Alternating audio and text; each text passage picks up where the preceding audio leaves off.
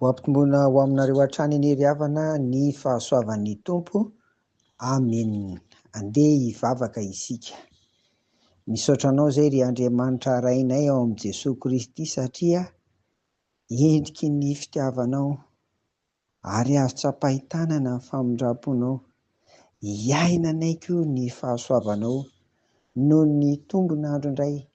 Maraina vaovao, andro vaovao no menao tompoka dia saotra dia raja voninahitra no tolotra ianao Andriamanitra amin'ny anaran'i Jesosy. Amen. Ny fiavozana hita maso sy azo tsapahi-tanana no tian'ny tompo ho hita amin'ny olona. Ka hoy izy ao amin'ny Isaia 1:17 tapany voalohany manao hoe mianara hanao ny tsara. Ahoana ary no hahatanteraka an'izany amin'ireto sehatra roa reto ry havana? Raha ny Isaia 1 no hijerentsika azy. Voalohany dia ny eo amin'ny lafiny ara-pivavahana. Io mantsy ny tompo eo amin'ity Isaia 1:1-12.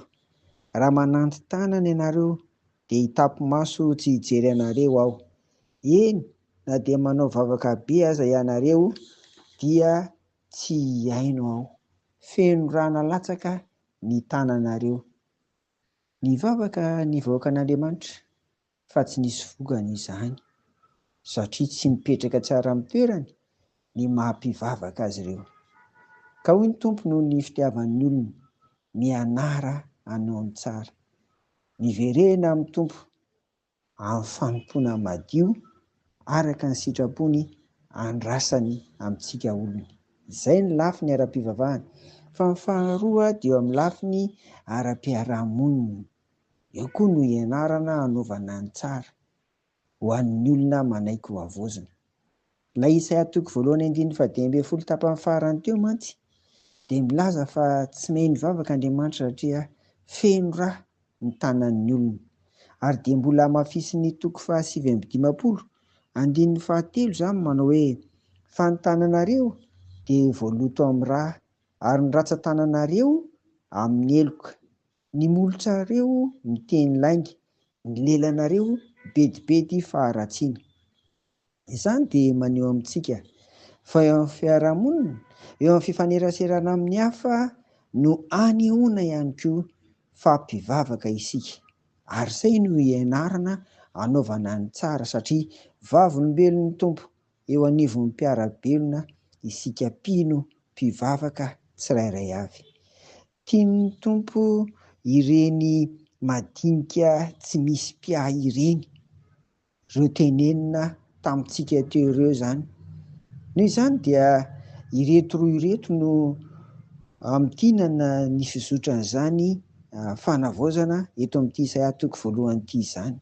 Voalohany dia ny 1 amin'ny Isaia 1:12, misasaha ianareo, diovy ny tenanareo, esoritra eo alohan'ny masoko ny ratsy fanaonareo, mitsahara fa aza manao ratsy.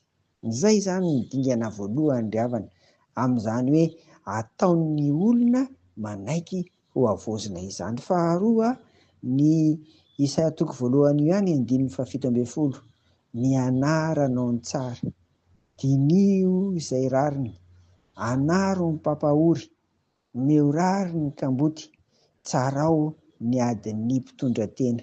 Eto izany dia somary mitombo indray ilay andraikitra antsika izay mihavao araka izany satria eo ny ataontsika fa izao koa omena andraikitra tsika mba hananatra ny pampahory ary hanampy mba hanome rariny ny kamboty ary ny tsara marina mijery ny amin'ireny mpitondran-tena ireny. Iny tokoa raha tanteraka anie izany indrindra eo anivon'ny firenentsika dia tena misy fanavaozana lehibe, tsy amin'ny lafiny ara-pivavahana ihany fa tia tena ara-piarahamonina mihitsy izany hoe tonga hatrany amin'ny firenena mihitsy izany. Tena mihavao Madagasikara raha toa ka vitantsika mpivavaka izany averina. Isaia 1:17, mianara hanao ny tsara, dinio izay rariny, anaro ny pampahory, omeo rary ny kamboty, tsarao ny adin'ny mpitondran-tena.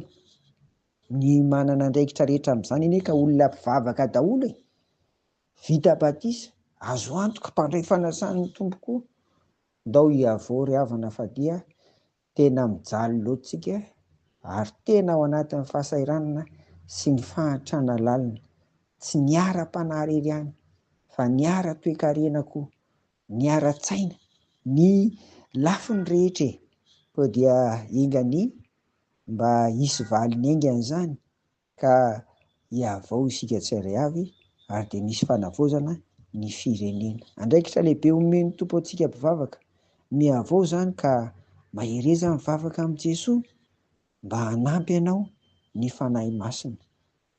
Amen. Vavaka isika. Eny Tompo, indreto ary izahay, resy lahatry ny fitiavanao.